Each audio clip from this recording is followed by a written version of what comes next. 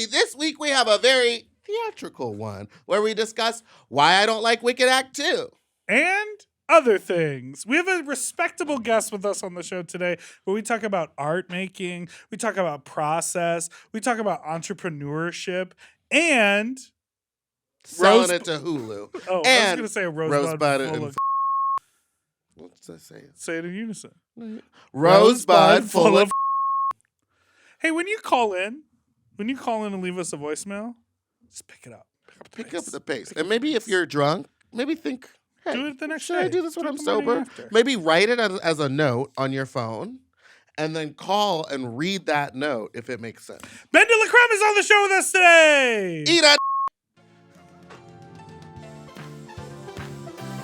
I'm ready for death. Oh. Mom! When your first choice is a big old bus, You turn around and boom, you end up with a sloppy second. Oh, diva. Our number is 213-536-9180. Our email is sloppysecondspot@gmail.com. Now on with the show. How you slapped you, stupid little you, not so you, dirty little Welcome to Sloppy Seconds with Big Dipper and Meatball, and that's Big Dipper. hello. Hi. It's drag, but it just looks like a bowling shirt. Oh, it do. It's a vintage kaftan. Where'd you get it? Phoenix, Arizona. Oh, you love to get on a plane, fly all the way to Phoenix, say hi to your orange-haired friends, Her name is Cheyenne. and then go And they're called the Best shopping. Friends Club. And they come to every one of our guest shows. I know they do. And I love to go shopping, but it's because And then you come back from Phoenix with the Vintage items? shopping is, well, no, if it's like a table and chairs, which I'm going out there to get, we'll store it at my friend's house and then I'll come drive down U-Haul. and pick it up. Or you haul it back. That's a good idea too. But vintage shopping there is way better because like old people hang on to their there because they have space. And here, I feel like a lot of people, anything nice and vintage that gets put out gets immediately bought up by the shop. I'm Or actually like the owner surprised grabs it. you don't go to estate sales here in LA. Something about death. I don't want to be in a room where death happens. Something about the spirit world. And I'm like, what? Am I bringing that ghost home with me? Sure. Are you ready? Yeah, okay. Please welcome our guests. They are a world-famous drag entertainer, a writer, a producer, and they are eternally optimistic and insufferably joyful. Please welcome BenDelaCreme! Hi. Listen, the best vintage, though, is inherently tied to death. That's just a reality. Because, like, you're going to get the best stuff when you go someplace where, like, a lot of old people have, like, a lot of treasured memories and then they die and you, like, scoop it up. That's how it works. died. Well, she died. Well, I feel like that's a bunch of the stuff in Phoenix, but I don't have to walk into the home where it probably happened. But, 'Cause like, the last if you two- did, imagine what you would find. Okay, so the last two estate sales that I went to here, when you walked into the bedroom, it was hospital beds in the bedroom. Okay, that's So you know dark. that they died in Discount that hospital room. bed. They were! All right. discounted! You were talking about Yes! And part of me thought about maybe that way I'll sleep on my back. Because I cannot sleep on my back. What is going on? Will you talk about this? No, we won't talk about it right now. We'll talk about it okay. on Tuesday. Just having back issues. How are you doing? Thank you so much for being on the show. Thank you so much for having me. I'm so happy to be here. Are you eternally optimistic? God, no. I'm deeply pessimistic, which is why I use optimism as a... Did you miss the season? Right? You said it. You explained it all there. Right? Yeah. Pull it together, Dipper. Got it. Okay. Your turn. So you're famous. You're constantly working. You were just doing cabaret shows in Chicago and Seattle? Was I? Were you? Was I? You need to read. Let's start over. Okay. What that question was is, you're world famous. You constantly have stuff going on. When you started out doing cabaret shows in Chicago and Seattle, did you ever imagine that this would become your life?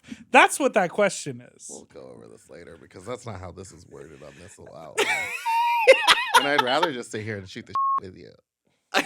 Then shoot the shit. Why are you starting a fight? Because you always throw me under the bus. What were your goals when you first started? Did you want to be on RuPaul's Drag Race and then become a world famous drag queen and then travel around with a redhead alcoholic who's now sober? Ew, no. First of all, Drag Race was not a thing when I started doing drag. Drag Race, like I had been, I don't know, I was in my mid-20s when Drag Race started existing, and I had been doing drag, like, you know, I'd started doing it in the clubs when I was 21, but I really started doing it like as a teenager, you know, and so I actually was for a long time. I mean, what I do is exactly what I did and what I wanted to do. I just never imagined I would do it like on the scale that I get to do it at. And if none of this were a thing and Drag Race were not a thing, I would still just be doing this exact thing, but just like locally in Seattle. You know what I mean? Like on a smaller scale.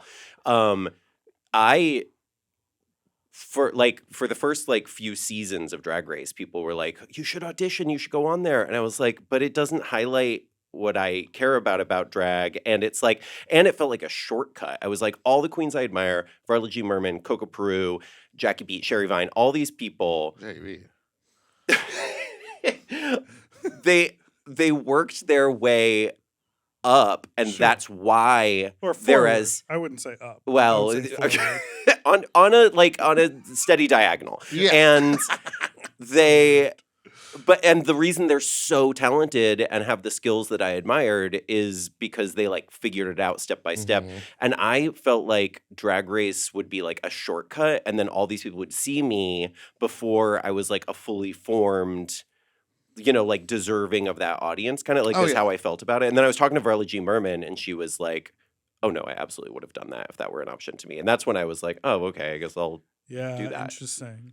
Well, now, you know, all the girls on there are 22 years old.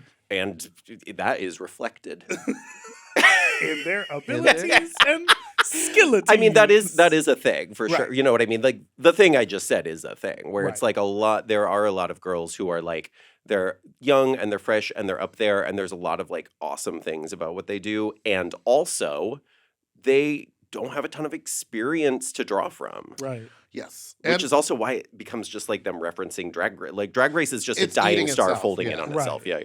I think the same thing. They also, a lot of times it's like they get out into the real world afterwards and they're like, oh, I have to show up on time, but at my club in the middle of nowhere, I got to do whatever I wanted to do. And it's like, oh no, baby, now it's a business. Yeah. Learn from this. Learn something. You know Tyra Banks? Who?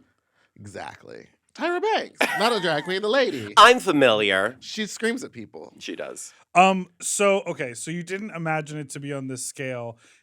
This scale comes with this other thing that's like celebrity and like fame and like influencer. I mean, like you have like social media numbers like an influencer. I am so bad at social media. I haven't posted in a week.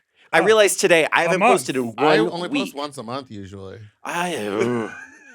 But when you're promoting the show, someone's doing that because you guys are posting cute little videos. And then remember one time you let me run your social media for a night? Yes, that was very fun. Nightmare. No, it was the best. I was on there just screaming. Actually, we should do that more often. Yeah, let's just trade Instagram and see what happens. I would do your Instagram much better than I do my own Instagram. Oh my gosh. Yeah, you should come do it at Fat Slut because I'm never looking at my phone and you were having such a wonderful time last time. I was having an incredible time. That was a crazy night. I think it's, I mean... Precinct, I think, is my favorite place to go in LA. And Fat Slut is my favorite night at and Precinct. Hot Dog. We had fun at Hot Dog that one time. Oh, but Hot Dog is not at Precinct. No. Oh, yeah, no. Hot Dog is amazing. I love Hot Dog at El Cid, and I love Bitchin', and I love Fat Slut. I tell everybody it's like, you do Fat Slut on a Friday, and you go to Hot Dog that Sunday, and that's like the perfect weekend if you're coming into town. Yeah. Yeah, the last one was so great because Tammy Brown and Kelly Mansell are nut jobs. I put them in that office and I was like, just make sure you don't let too many people in here. And I opened the door and there was like 30 people in the office. And I was like, well, no one's yelled at me yet.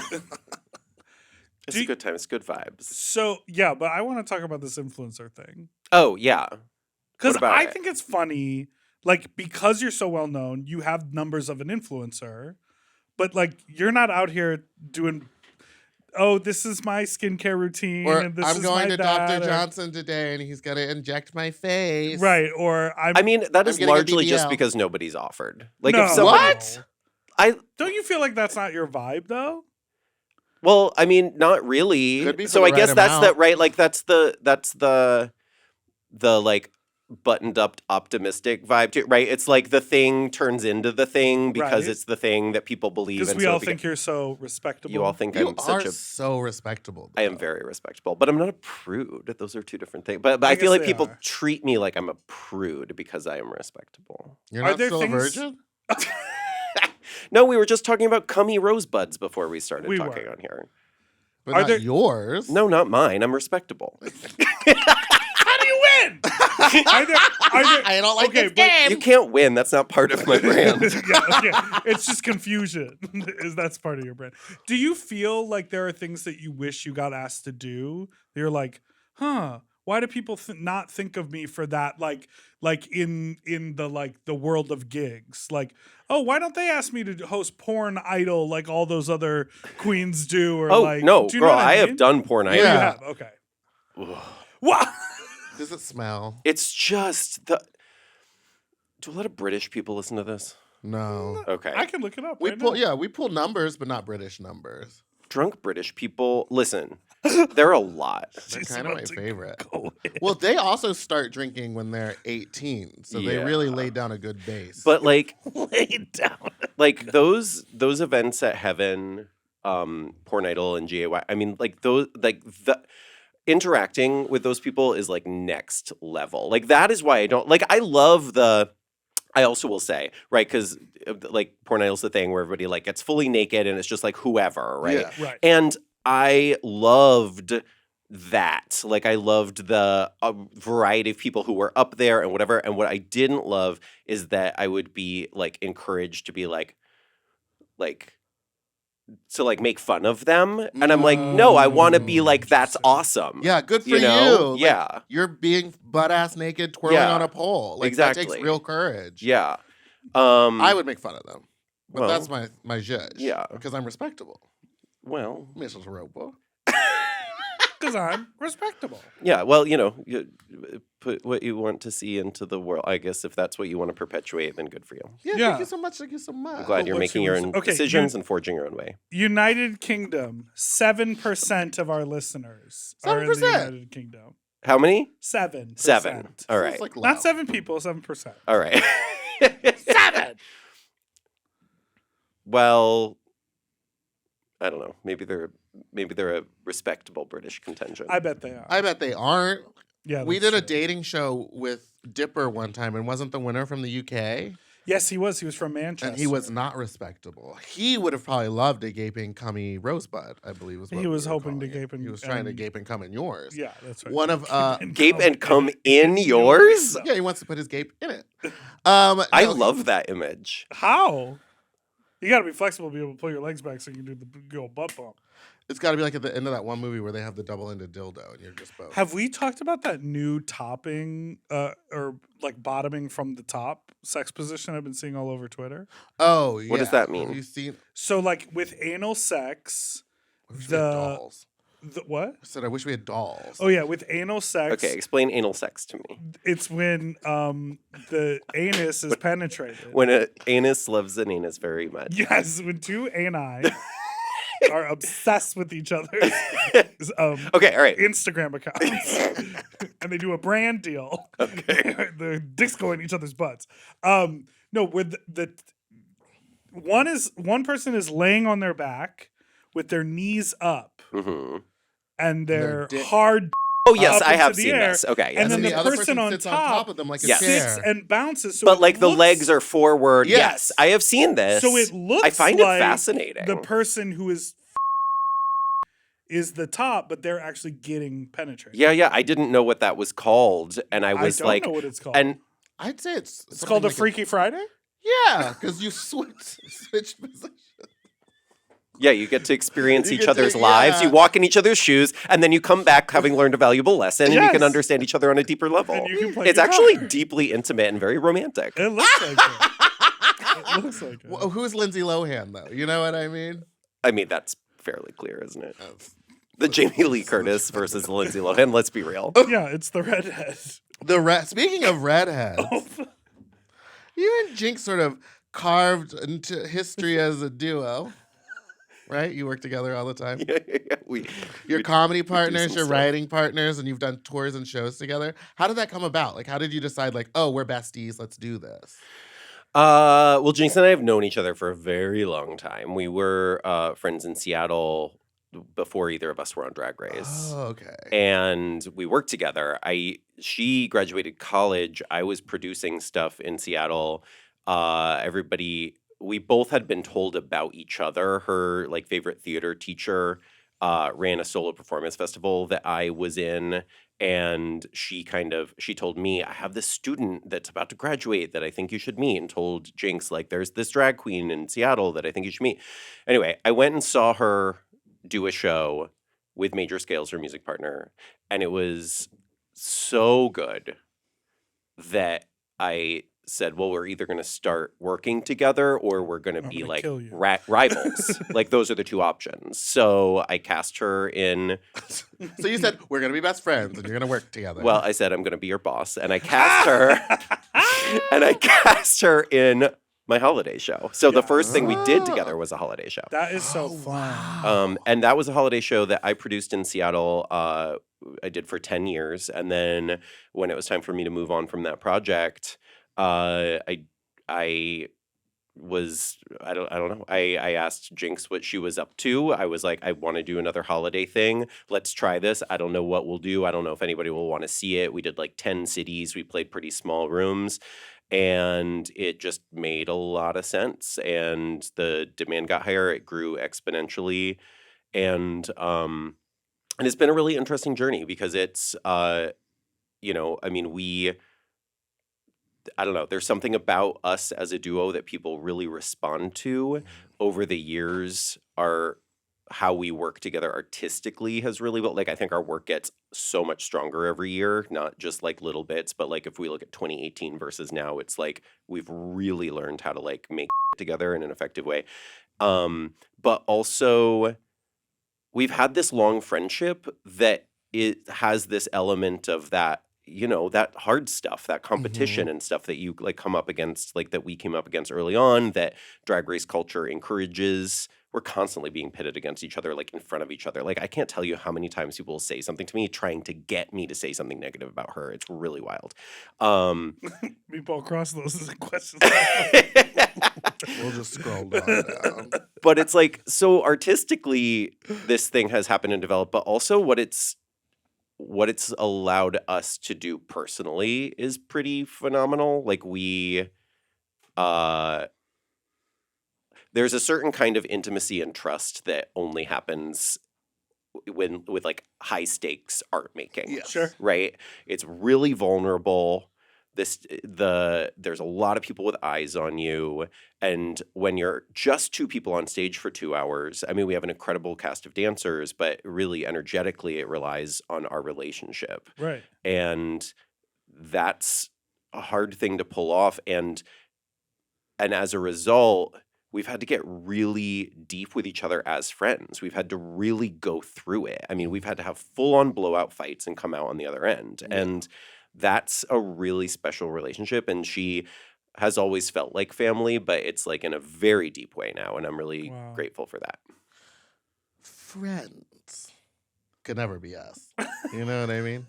But I mean, it's also familial in that like a sister, I presume, I'm an only child, which is, Whoa, but like what really? I hear having a sibling is like, oftentimes she's the person who's driving me the most insane, and vice versa, sure. And that is where I think that familial piece comes in, where it's like, that's fine. We'll get through it. You're still like a ride or die, Yeah. What was it like going through like her sobriety with her while also like writing this newest holiday show? Which, by the way, Sony Hall Diva Dolby Theater. It was pretty. It was pretty huge, cool. And it was packed. Because what did we see? The last thing we saw there, we saw the Hairspray tour. We saw Hairspray there, which didn't have that many people there. And then your last show, I think, was at the Montalban. Yeah. Yeah. So that's like a huge. No. Sorry, Montalban was 2020. Oh my God, what the hell is that? Last year's 23. 2022 at the Ace. Oh, you're right. It was at the Ace. I saw that one too. Ace is the one that got canceled in 21 because of COVID, which was the worst. That morning, we were staying in the Ace Orpheum, Hotel. maybe? The Orpheum is where we did in 2022, 2022. and we did 2 nights. Yes. Yeah. Which was Incredible. awesome, which was really cool. But the Ace is the day of the show. Everyone got COVID. Yes, And we I had to remember cancel the that. show that I night. remember And people were that. mad at us. They were like, how dare you? I was like, how dare we have our tour canceled? How you? I was so mad. Oh my God. That must have driven you And- nuts. Because Oh, it drove me crazy. to what you said earlier about like the stakes, like your stakes are even higher because you make the show. You're not hired by some producers Right. who say, we're going to do the financial risk. We're going to do the logistics. We're going to do the producing. You literally do all of it, including the creative. Yeah. Yeah. I mean, it's my production company, which means that it is always my money on the line, which is why when something like that happens, it's really. You ever know So about she's that? rich. So she's Girl, got good it's the credits. reason I'm not. I was Well, you're just telling me having that this. the fucking Hulu movie didn't pay nothing? No, The optics it of literally did. what I do You don't know her is life. very funny. Well, I Well, because it. Streaming services do not pay much to I my know that to be for true. content. No, it's but no, I do think it's like I don't know every other drag queen's life, but I know that the overhead of what I do is so high, the risk of the production stuff I do is so high that it is a constant game of coming out on top, then losing your shirt, Right. digging yourself out of the hole, having a great success, falling back down. It's like, it's not. and you look at the books and you're like, wow, look at all the money we brought in from the tour. That's amazing. And then you're like, wow, we paid people an equitable rate and we like flew people appropriately and we didn't tell people to like load into the back of a minivan and drive 18 hours. So like now we have only this much money left. Having scruples is not economically sound. Like one thing I'm really proud of is how well we take care of everyone we work with, whether they be like contractors that we're like hiring to create things for us, or our employees, our dancers, our crew. But I'll tell you what, the people who are not doing right by their employees and their contractors are much more wealthy than I am. Right. Yeah. Makes you want to treat people like garbage, doesn't it? No. All right. We could and then not tell anyone, and then no one would know. Stop. What? We're going to I take wanna a break.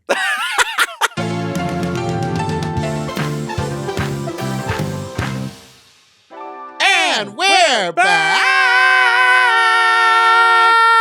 What were some of the titles of the shows that you created in Seattle? Oh, well, for many years, the holiday show, for a decade, I did a holiday show called Homo for the Holidays. Love. Okay, I love that. And I ripped you off. I mean, it was hardly an original title. I did a show called Oklahoma for the holidays. Thank you very much. That's so crazy. See I that- did a show called Self-Sucking Twink Packing Me. Oh, wow, this is a coincidence. Yeah, how weird that we all did something very similar. What else? I did a 4th of July show called Freedom Fantasia, which is one of the shows that I'm most proud of, which I really like. Freedom Fantasy. Well, It was sounds and like both absurd and hilarious, and also like some queen's very serious like gown package in her like evening gown. She's like, Oh, and yeah. this It's is my Freedom, Freedom Fantasia. yeah, it's exactly that. It was.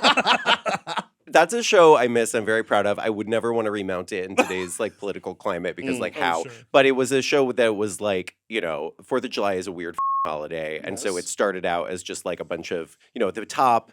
It's like a bunch of stars and stripes outfits and kick lines and like whatever, John Philip Sousa marches and like all sorts of like wacky costumes and fireworks and whatever.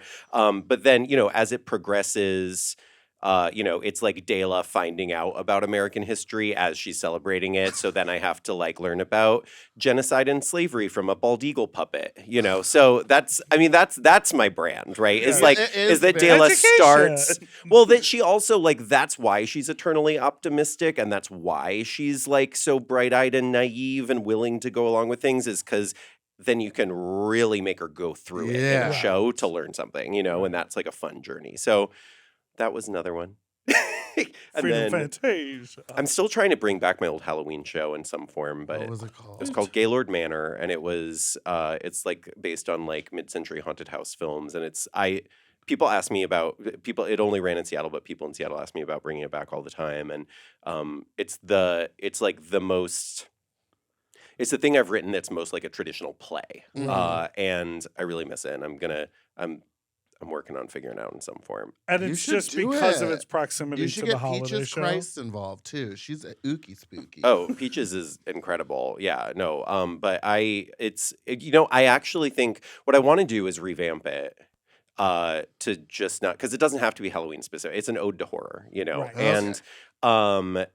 And my current trajectory is that I'm writing a lot more, directing a lot more, and moving toward producing a lot more for projects that are not just my own, which is I didn't expect. I sort of fell into it. Yeah. But as it's happening, I'm like feel this whole like new world. But I mean, I don't know why I would play this close to the chest. I'll put it out into the universe. I want to put Gaylord up off Broadway.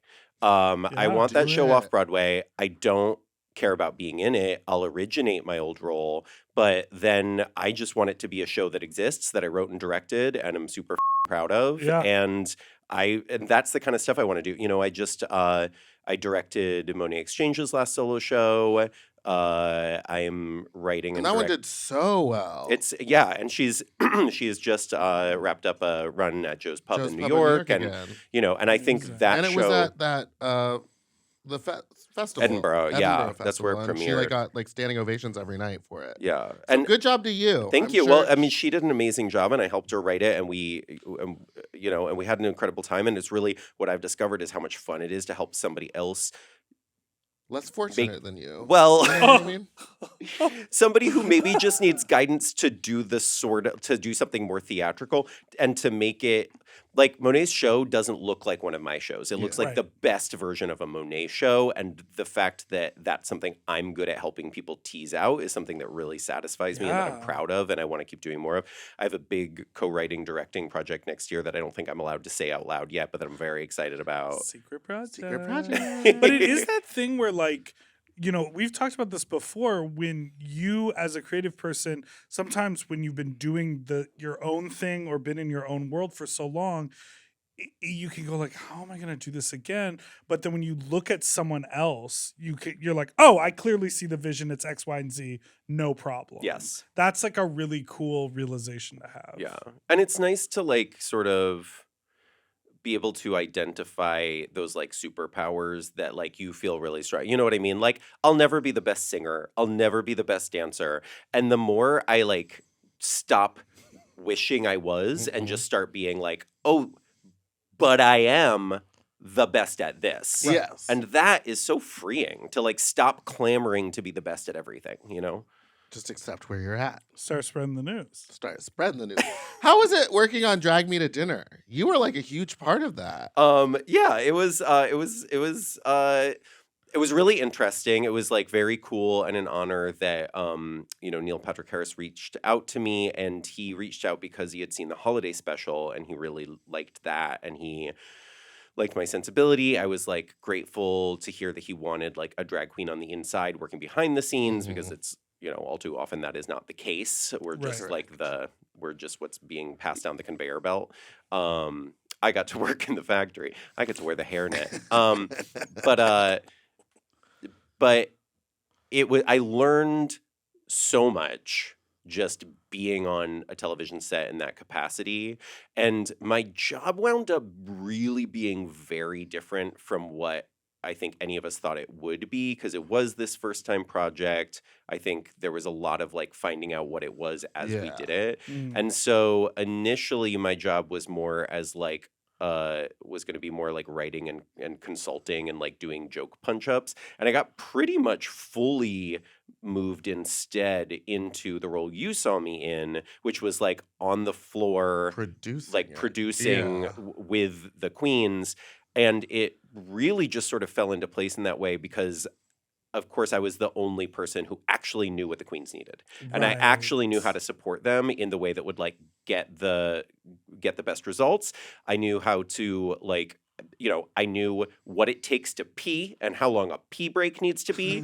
I knew when we needed to be mindful that somebody's shoes could come off, and I knew like what queens need in order to feel like, so like the big thing to me was I was like, this is not gotcha television. And I was very like, I mean, it was an agreement, but I was also very like firm with production that I was like, I'm going to tell these queens that nothing that they don't want on the air is going to go on the air. Mhm. Is that a promise that is going to be kept? Right. And I was really firm about that because like we've all had other experiences. Yes. Right. And I was like, if this is going to be a celebration, then I want these queens in control. It was also so nice just walking onto set that day. I knew that you were going to be around. Well, I walked on like this. But I knew you were going to be around, but it was just like so calming the minute I was just like, oh, there's someone that's like, that knows what we need and that is here. And you were so supportive just like out of the gate for everybody. Oh, thank you. It was so nice to see you. And Now, who was the worst team? Who was late? It was probably me. Girl, it's probably Raja. Well, it was bitch pudding. I have to go. But it was probably my assumption coming from you producing, directing, creating, and making in like a bubble your beautiful holiday show for Hulu. And then you were like, oh, now you're a cog in the wheel over here. That must have been jarring. I learned a lot, and I learned that I prefer to be at the helm. Yeah, I'm right. like I am the it captain was, now. but it was also really like as a captain, it's really useful to have worked on a ship. Totally. Yes. And I learned a lot about what I felt from my vantage point worked and didn't. And that I think helped me to be even better when I am at the helm of something. It was really useful to learn those skills as a producer in that way. That type of unscripted television is, I think, not for me. Like I'm so into, I'm into scripted Yes. stuff. I'm Yeah. into writing and which but I'm glad. I mean, I know a lot about a TV set now that Yeah. I did not know before that, so. That's amazing. Do you know how small they were? Oh my God. That set was Isn't that so crazy? tiny. But yeah. then it, like on TV, it looked huge. That's a New York thing, man. It's like those stages in New York are teeny tiny. Well, how big was the stage for your holiday show, the Hulu one? Well, that we shot in Seattle. And also, by the way, that got picked up by Hulu. After We you made made it. that with No no money. promises it would go anywhere. We just released it on Vimeo. Right. And we did it. I mean, listen, I knew the thing was going to lose money. Here's the thing. I've never been a business person. As you can tell by I'm somebody who said I would not like $100,000, please. I would instead like my integrity. So it's like Dela. I choose me. It's just me. right. I mean, but that is my reality. And it might not be smart from a financial perspective. But it is respectable. It's it It makes is Rosebud respectable. it makes me happy in the way that also maybe having millions of dollars would make me happy. I don't know, but this Look. makes me happy, Yes. And so I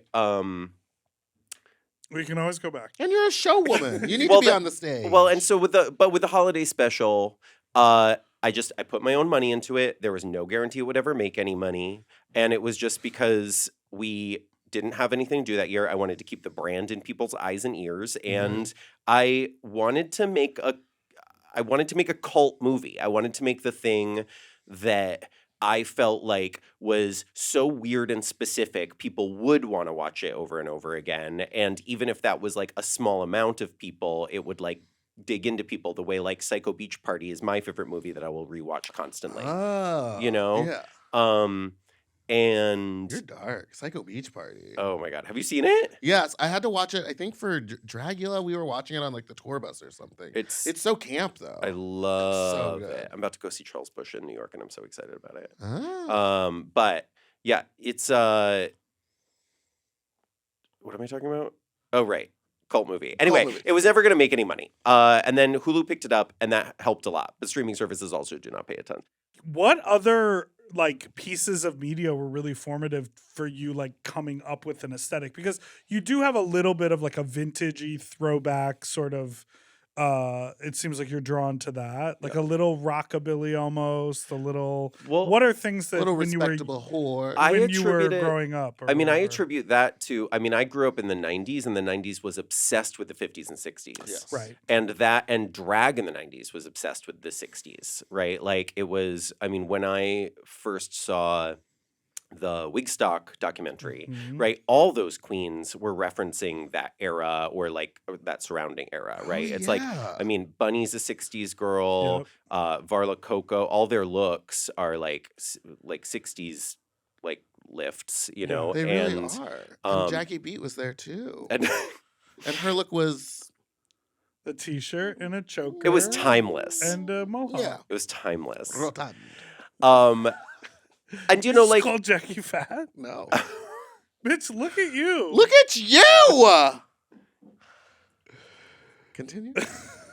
But yes, it was this lift on the 60s. They were all dressing like that. And also I like that everyone just had like a small wing and it wasn't about like big overdone makeup. I love 90s drag. I love 90s New York drag so much.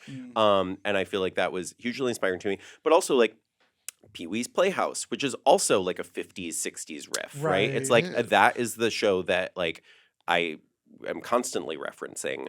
Oh, yeah. You know, the the Brady Bunch movie was huge for me. I was obsessed with Christine Taylor as Marsha Brady, and a lot of Dela's like her like perpetual like optimism and naivete where she can kind of say anything rotten but you don't know it because of the way she's speaking. That's all Christine Taylor's version of Marsha Brady. Oh. And the so that like 70s this like color aesthetic and stuff like really played it. Those were that's all the stuff I like loved growing up. But I was also obsessed with the Addams Family, everything Tim Burton. And that's like still reflected now. I mean, like I struggle so hard to wear anything that's not black out of drag, and I was so goth throughout high school.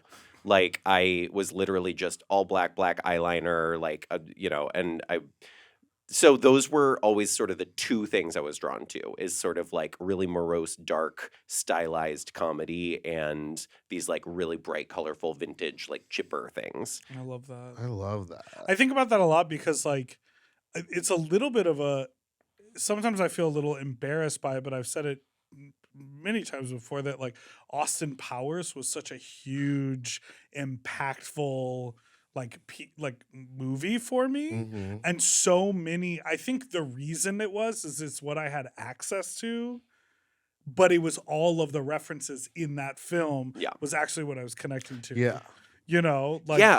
Like all of the Fosse references and all of that opening the choreography color. to It's Soul incredible. Bossa Nova Yes. is incredible. That opening sequence, first of all, it introduced me to so much music that I love now, like Soul Bossa Nova, Nancy Sinatra, all of that stuff. Like the fembots are so incredible. God.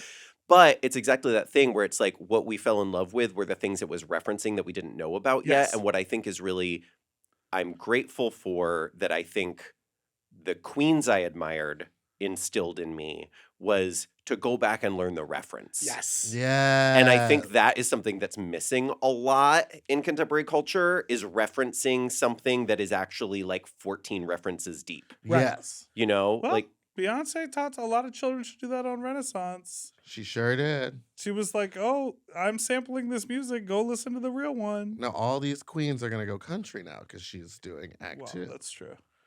You excited? I You're didn't. gonna get a cowboy hat and boots? No, I've never been able to make hats work with the size of hair I like, either in or out of drag. Your hair for the Christmas show. That was big. Yeah. How many, I always how wanna many be able to- units How you many? put Yeah, in? how many bundles was that? Oh, I did not make that hair. Well, you don't even know You what don't goes even know into what you it. pay for it. They don't say I'm No. making you a double, triple. I say, may I please have some hair? And then I take it out of a box a couple weeks later. Must be Rich. nice. All right, we're gonna take a break. And I We'll steal from Willem. be right back.